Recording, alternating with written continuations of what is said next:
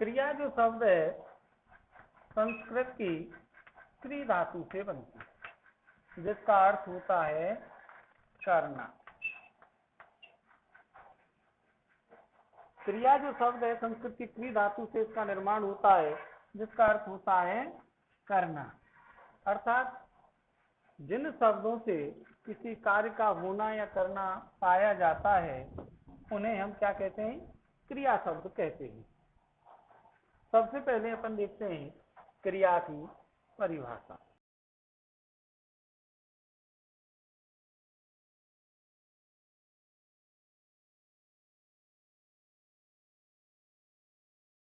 परिभाषा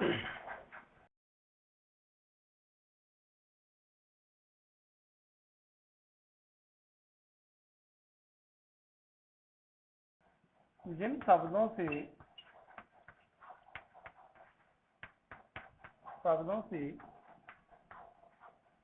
किसी कार्य का होना पाया जाता है उन्हें क्रिया कहते हैं। जिससे हमें ये पता चले कि इस शब्द से या अमुक शब्द से किसी कार्य के होने की प्रोसीडिंग का पता चल रहा है कि कार्य होने का द्योतक कौन सा शब्द है, उन्हीं शब्दों को अपन क्रिया कहते हैं। जैसे पढ़ना, लिखना, चलना, दौड़ना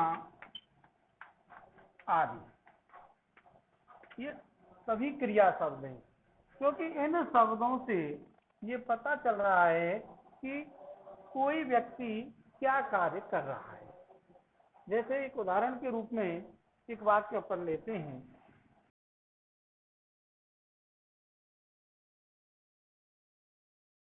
राम विद्यालय जाता है। वाक्य के प्रारंभ में कर्ता होता है, राम अपना सब्जेक्ट हो गया, विद्यालय कर्म हो गया, अपना ऑब्जेक्ट हो गया, जाता है क्रिया शब्द है, ये हम जानते हैं। लेकिन परिभाषा ये कहती है कि जिन शब्दों से हमें ये जानकारी मिले, ये पता चले कि ये कार्य किया जा रहा है, या जिन शब्दों से किसी कार्य के होने का पता चलता है, उसे अपन क्रिया कहते हैं। तो हम देखते हैं कि जाता है को एक थोड़ी देर के लिए अपन भूल जाते हैं, इसको बंद कर लेते हैं और अपन देखते हैं राम विद्यालय, ये दो शब्द बचते हैं। तो अब हमारे पास जाता है को जब हम लोप कर देते हैं तो हमें ये पता नहीं चलता है कि राम विद्यालय का क्या काम करना, जाना है, आना है, क्या नहीं है। और जैसे ही हमारे सामने ये जाता है शब्द दिखाई देता है तो हमें पता चल जाता है कि राम जो है विद्यालय जाने का कार्य कर रहा है। तो जाता है जो शब्द है ये क्या है? क्रिया शब्द है। तो जिन शब्दों से किसी कार्य के होने का पता चलता है उन्हें हम क्या कहते हैं? क्रिया शब्द कहते हैं। जनरली जो बोर्ड में जो प्रश्न पूछे जाते हैं वो कर्म के आधार पर पूछे जाते हैं, लेकिन अपन दोनों ही प्रकार से क्रियाओं का अध्ययन करेंगे। कर्म के आधार पर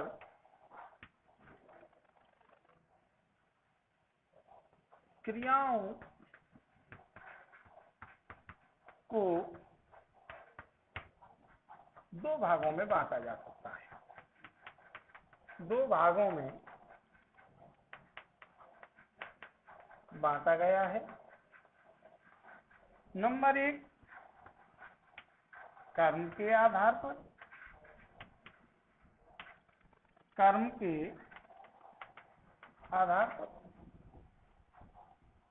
दूसरा, रचना एवं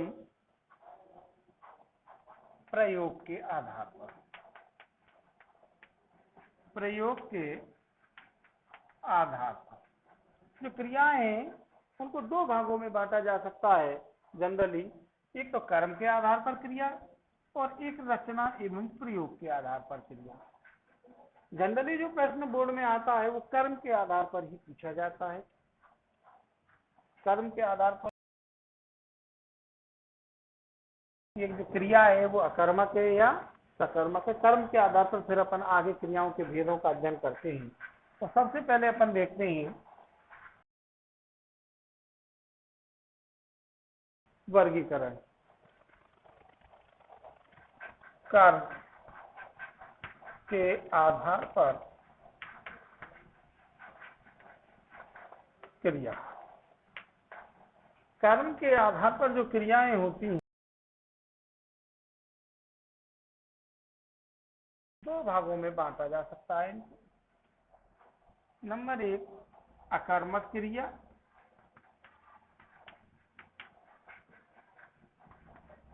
नंबर दो सकर्मक। कर्म के आधार पर हमने क्रियाओं को दो भागों में बांट दिया, अकर्मक क्रिया, नंबर दो सकर्मक क्रिया। अकर्मक क्रिया तो जैसा कि नाम से ही पता चल रहा है हिंदी में आ उपसर्ग होता है जिसका अर्थ होता है अभाव। क्या अर्थ होता है? अभाव। कर्म का मतलब कर्म, यानी कि जिन वाक्यों में क्या पाया जाता है? कर्म का अभाव पाया जाता है, तो वहां क्रिया कौन सी होगी? अकर्मक होगी। दूसरे रूप में कहा जा सकता है कि जब वाक्य में क्रिया का सीधा प्रभाव किस पर नहीं पड़े? कर्म पर नहीं पड़े। किस पर पड़े? जब क्रिया का प्रभाव कर्म पर ना पड़कर सीधे किस पर पड़े? कर्ता पर पड़ता है, तो वहां पर भी क्रिया अकर्मक होती है। जब कर्म होगा ही नहीं तो क्रिया का प्रभाव कर्म पर पड़ेगा नहीं। जब कर्म पर नहीं पड़ेगा तो क्रिया का प्रभाव कहाँ जाएगा? सीधा कर्ता की तरफ, तो वहां क्रिया अकर्मक होती है। सीधे सरल शब्दों में अपन इसको ध्यान रख सकते हैं कि अकर्मक क्रिया वह क्रिया होती है जिसमें क्या कर्म का अभाव पाया जाता है, अर्थात जब वाक्य में क्रिया का सीधा प्रभाव कर्म पर नहीं पड़कर किस पर पड़ता है? कर्ता पर पड़ता है, तो वहां क्रिया अकर्मक क्रिया होती है। दूसरी बात करते हैं सकर्मक क्रिया के बारे में। सा उपसर्ग होता है हिंदी का, सा का अर्थ होता है सा। क्या अर्थ होता है? सा। जब वाक्य में किसका साथ हो? कर्म का साथ हो, या जब वाक्य में कर्म का साथ हो यानी कि कर्म विद्यमान हो तो वहां क्रिया सकर्मक होगी। जब कर्म विद्यमान हो तो क्रिया का प्रभाव किस पर पड़ेगा? कर्म पर पड़ेगा। जब वाक्य में क्रिया का सीधा प्रभाव किस पर पड़ रहा हो? कर्म पर पड़ रहा हो, तो वहां क्रिया हो जाती है अपनी सकर्मक। तो इसको आसानी से ध्यान रखा जा सकता है कि जहां कर्म का अभाव होता है वहां क्रिया कर्मक होगी, और जहां वाक्य में कर्म होता है वहां क्रिया सकर्मक होगी। और विस्तार से इनकी परिभाषा देखते हैं। अकर्मक क्रिया, नंबर एक, कर्म के आधार पर क्रियाओं का अध्ययन अपन कर रहे हैं। इसमें नंबर एक है अकर्मक क्रिया। अकर्मक क्रिया परिभाषा देखते हैं। जब वाक्य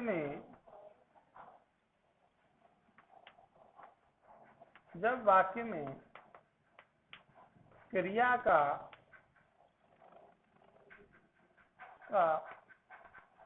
प्रभाव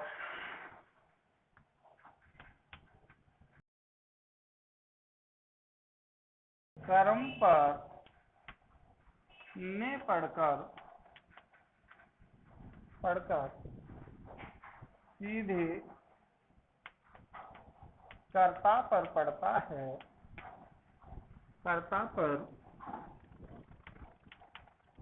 पड़ता है, तो वहां अकर्मक क्रिया होती है। अकर्मक क्रिया होती है। सीधी सी बात है कि जब वाक्य में क्रिया का प्रभाव कर्म पर ना पड़कर किस पर पड़ता है?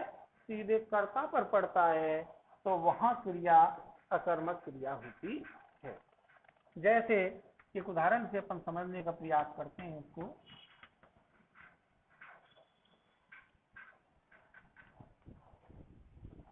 राम दौड़ता है।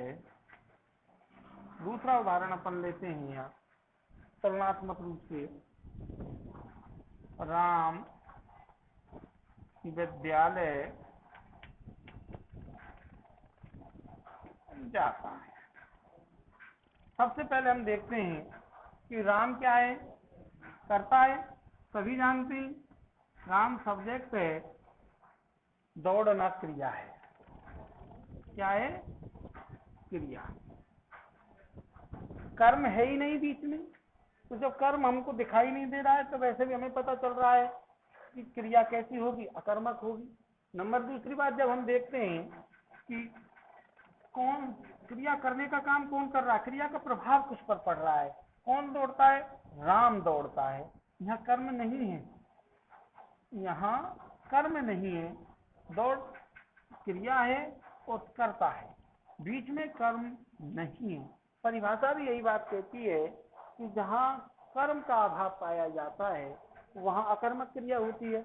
यहाँ सीधा सीधा कर्म का अभाव है तो क्रिया कैसी होगी, अकर्मक होगी। लेकिन दूसरे तुलनात्मक रूप से देखते हैं तो ये करता है, जाना क्रिया है, बीच में विद्यालय क्या बैठा हुआ है, कर्म बैठा हुआ है, तो यहाँ क्रिया क्या होगी, यहाँ तो क्रिया का सीधा प्रभाव किस पर पड़ रहा है, राम पर पड़ रहा है। यहाँ जाता है जो शब्द क्रिया है, इसका प्रभाव राम पर नहीं पड़ रहा है। कहाँ जाता है, विद्यालय जाता है, इसका मतलब इसका प्रभाव कहाँ पड़ रहा है, सीधा विद्यालय पर पड़ रहा है। विद्यालय क्या है, यहाँ हमारे पास कर्म है, राम करता है, जाता है क्रिया है और विद्यालय कर्म है।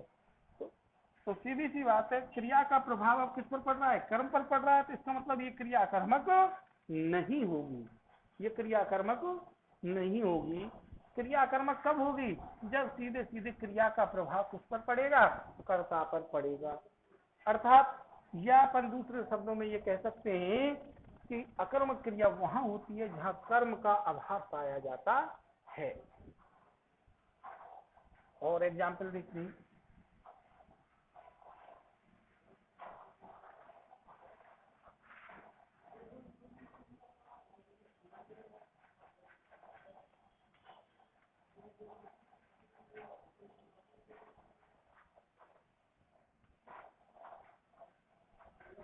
मोहन सोता है,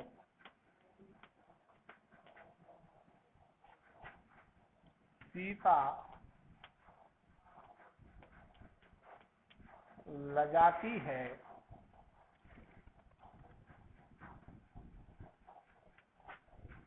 राम खेलता है। तीन वाक्य मैंने आपके सामने लिखे हैं। अब तीनों वाक्यों को देखो कि मोहन करता है, सोना क्रिया है, सोना क्या है, क्रिया है। कर्म का बीच में क्या है, अभाव है, या कर्म है ही नहीं, करता है और फिर क्रिया है। तो कर्म के अभाव में क्रिया कैसी हो जाएगी, अकर्मक हो जाएगी। जब कर्म है ही नहीं तो सकर्मक हो नहीं सकती। सीता लजाती है, सीता सब्जेक्ट हो गया, लजाना क्रिया हो गई। इस वाक्य में भी क्या है, कर्म का अभाव है और क्रिया का सीधा प्रभाव किस पर पड़ रहा है, लजाने का काम कौन कर रही है, सीता कर रही है। इसका मतलब जब क्रिया का सीधा प्रभाव कर्ता पर पड़ रहा है और कर्म का अभाव है तो क्रिया कैसी होगी, अकर्मक। राम खेलता है, खेलने का काम कौन कर रहा है, राम कर रहा है। राम क्या है, सब्जेक्ट है, क्या है, सब्जेक्ट। खेलना क्या है, क्रिया है। कर्म है ही नहीं, कर्म है ही नहीं। तो जब कर्म का अभाव वाक्य में हो, जहां वाक्य में कर्म का अभाव होता है वहां क्रिया कैसी होगी, अकर्मक होगी, अकर्मक होगी। एक तो अकर्मक क्रिया के इस प्रकार के वाक्य होते हैं, दूसरे प्रकार के वाक्य और भी होते हैं जिनमें अधिकरण कारक का प्रयोग होता है।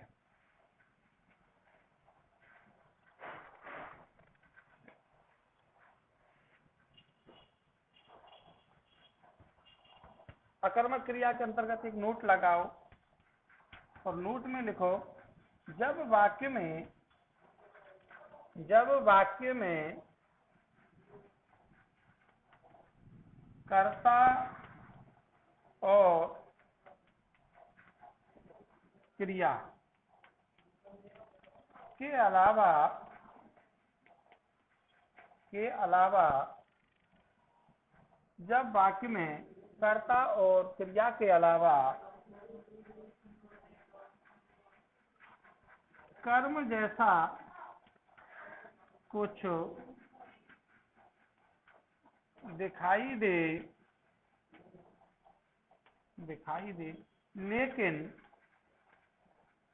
लेकिन उसके साथ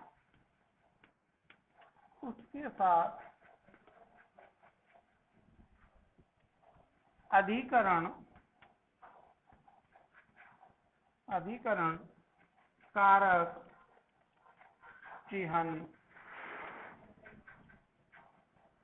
कारक चिह्न कौन कौन से होते हैं?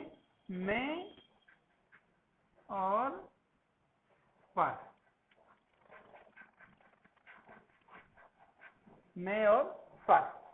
अधिकरण कारक चिह्न में पर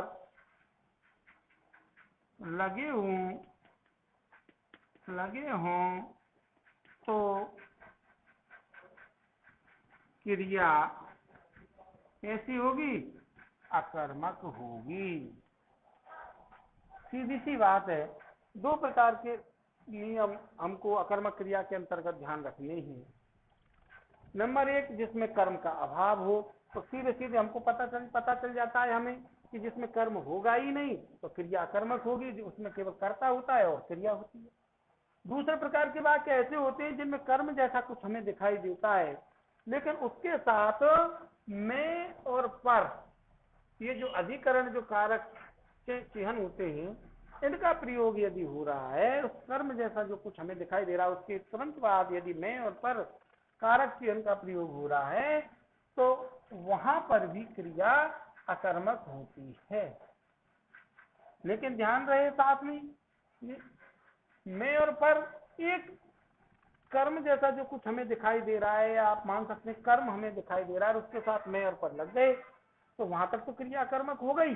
लेकिन आगे चलकर दूसरा कर्म भी हमें वाक्य में मिल सकता है। यदि उसी वाक्य में पहले कर्म के साथ में और पर लगे हुए हों और दूसरा कर्म यदि हमें उस वाक्य में दिखाई दे रहा है, तो क्रिया सकर्मक हो जाएगी। लेकिन सकर्मक क्रिया पर बाद में चर्चा करेंगे। फिलहाल अकर्मक क्रिया पर अपन फोकस करते हैं। जो नोट हमने लगाया है, इसको उदाहरण के माध्यम से अपन समझने का प्रयास करते हैं।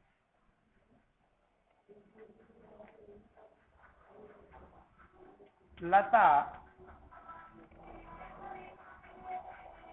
मैदान में दौड़ती है। लता मैदान में दौड़ती है। अब लता सब्जेक्ट है, बिल्कुल राइट बात है, सब्जेक्ट है। दौड़ना क्रिया है, इस बात को भी हम जानते हैं, दौड़ना क्रिया है। अब हम ये देखते हैं कि ये वाक्य अकर्मक है या सकर्मक। वाक्य के आदि में कर्ता है, वाक्य के अंत में क्रिया है, बीच में कुछ हमें दिखाई दे रहा है। क्या दिखाई दे रहा है? कर्म जैसा कुछ दिखाई दे रहा है। लता मैदान में दौड़ती है, लेकिन कर्म जैसा कुछ हमें दिखाई तो दे रहा है, लेकिन उसके तुरंत बाद किसका प्रयोग है? में। और अधिकरण कारक चिन्ह क्या होते हैं? में और पर। मैंने बताया है कि वाक्य में यदि कुछ कर्म जैसा हमें कोई शब्द दिखाई दे और उसके तुरंत बाद में और पर का प्रयोग यदि हो रहा है, तो क्रिया वहां पर कौन सी हो जाएगी? अकर्मक। कौन सी हो जाएगी? अकर्मक। यदि ये कर्म है, यदि एक बात हम मान लेते हैं कि ये कर्म है, तो जैसे ही में और पर का प्रयोग, कारक चिन्हों का प्रयोग इस कर्म के बाद होगा, तो इसके कर्म का जो भाव है वो नष्ट हो जाता है और क्रिया कैसी हो जाएगी? अकर्मक हो जाएगी। कैसी हो जाएगी? अकर्मक।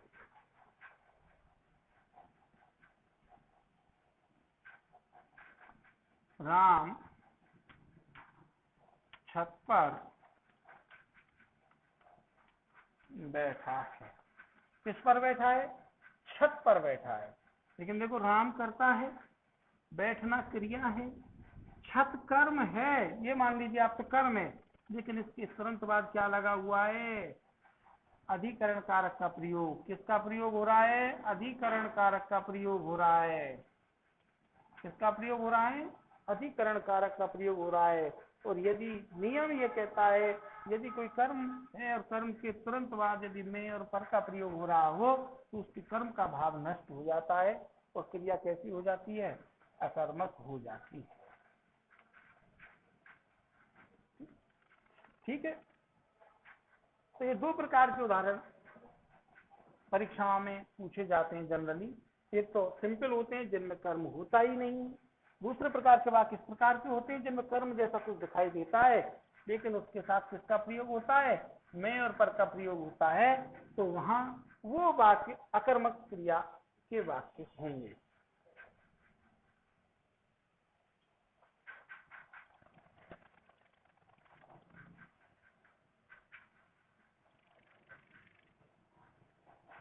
अब देखते हैं कर्म के आधार पर क्रिया का दूसरा भेद, सकर्मक क्रिया।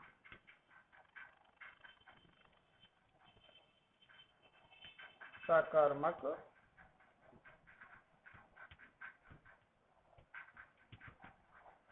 अकर्मक क्रिया में क्रिया का सीधा सीधा प्रभाव किस पर पड़ता था? कर्ता पर पड़ता था।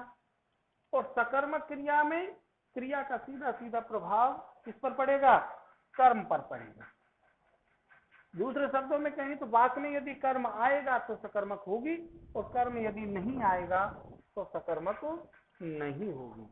सकर्मक सकर्मक क्रिया की परिभाषा, जब वाक्य में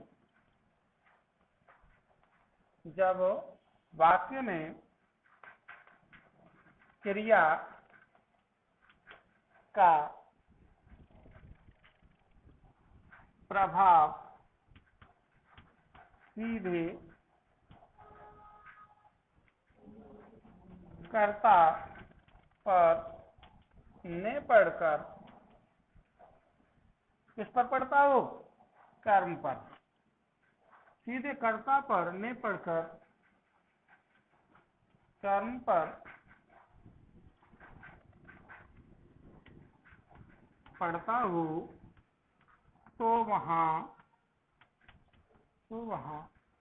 क्रिया सकर्मक होगी। सीधी सी बात अपन ध्यान रख सकते हैं कि सकर्मक क्रिया के वाक्यों में सब्जेक्ट भी होगा प्लस ऑब्जेक्ट भी होगा प्लस वर्ब भी होगी। यदि ये तीनों चीज हमें वाक्य में दिखाई दें, सब्जेक्ट, ऑब्जेक्ट, वर्ब, यानी कि कर्ता प्लस कर्म प्लस क्रिया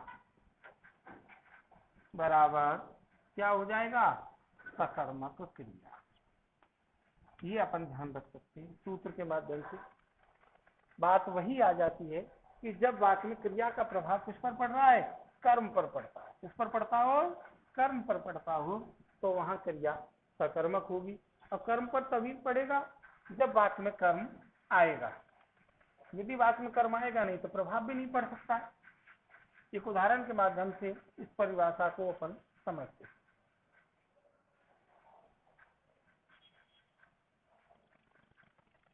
राम पुस्तक पढ़ता है। राम करता है, पढ़ना क्रिया है, पुस्तक क्या है? कर्म है। तो सीधे सीधे पता चल रहा है हमको वाक्य में कर्ता भी दे रखा है, क्रिया भी दे रखी है, बीच में क्या दे रखा है? कर्म भी दे रखा है। और जब वाक्य में कर्म होता है तो क्रिया कैसी होती है? सकर्मक होती है। सिंपल वाक्य है बिल्कुल। वैसे भी क्रिया का प्रभाव देखो, राम पुस्तक पढ़ता, क्या पढ़ता है? पुस्तक पढ़ता है। क्या पढ़ता है? पुस्तक पढ़ता है। तो क्रिया का जो प्रभाव है वो सीधे किस पर पड़ रहा है? पुस्तक पर पड़ रहा है, ना कि राम पर।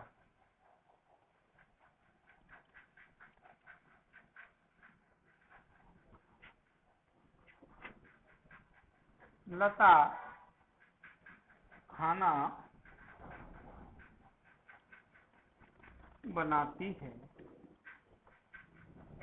लता सब्जेक्ट है, बनाना क्रिया है और खाना कर्म है।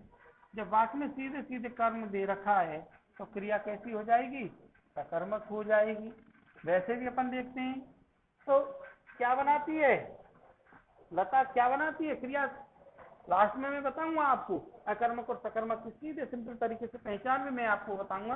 क्रिया से हम प्रश्न करते हैं और प्रश्न का उत्तर कर्ता प्राप्त होता है तो क्रिया कर्मक हो जाएगी, और प्रश्न का उत्तर कर्म प्राप्त होता है तो क्रिया सकर्मक प्राप्त हो जाएगी। तो देखते हैं, लता खाना क्या बनाती है?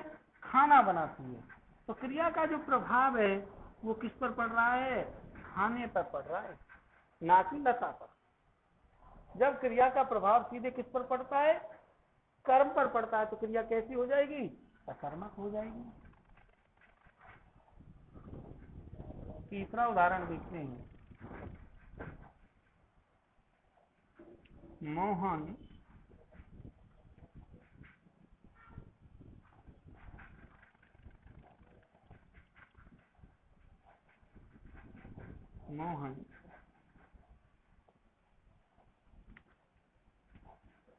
मैदान में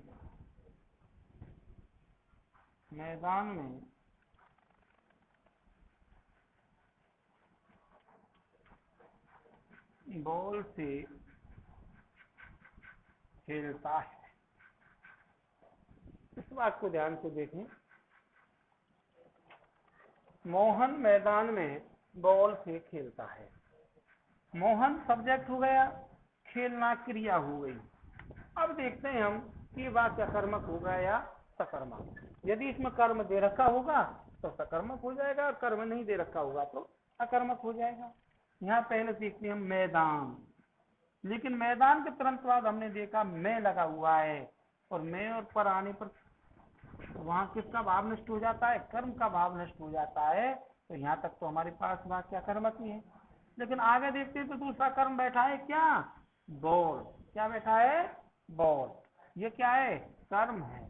क्या है ये? कर्म है। इसके बाद तो मैं और पर नहीं लगे हुए हैं, तो सिंपल सी बात है, यहाँ तक तो क्रिया अकर्मक का भाव थी।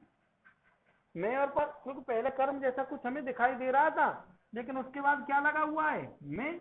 और मैं और पर लगने पर कोई भी शब्द हो, मैं और पर उसके बाद यदि लग जाते हैं तो वो कर्म नहीं होगा, ये निश्चित है। तो यहाँ तक तो कर्म था ही नहीं, लेकिन इससे आगे जब हम वाक्य को देखते हैं तो क्या है? बॉल। बॉल क्या है? यहाँ पर कर्म है, इसलिए ये क्रिया कैसी होगी? सकर्मक होगी। कैसी होगी? सकर्मक क्रिया होगी। इस वाक्य को ढंग से देखना है, क्योंकि कहीं ऐसा न करने की यहाँ तक देखने की कर्म दिखाई तो दे रहा है, इसके साथ मैं ऊपर लगे हुए हैं और हम करने जल्दी से अकर्मक क्रिया, ऐसा नहीं करना है।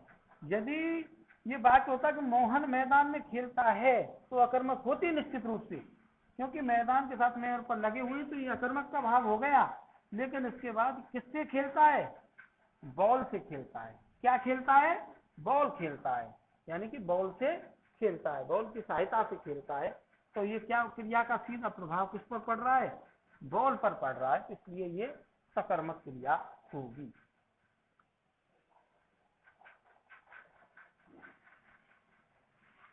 और देखते हैं इसी प्रकार के उदाहरण।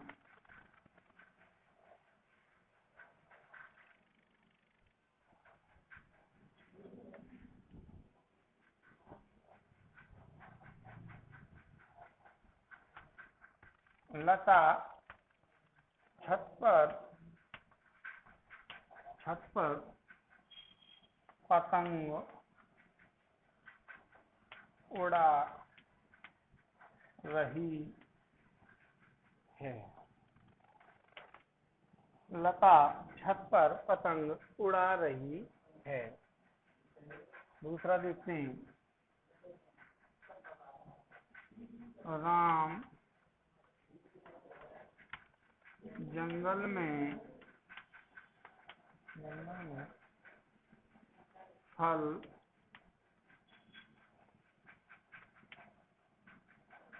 खाता।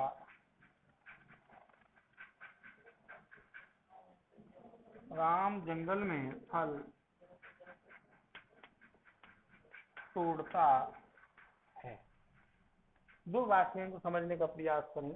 लता सब्जेक्ट है, उड़ा रही है क्रिया है। लता आपका क्या हो गया, कर्ता हो गया। अब देखते हैं छत, हमें कर्म जैसा कुछ दिखाई दे रहा है, लेकिन इसके बाद चलते हैं तो हमें क्या दिखाई दे रहा है, पद।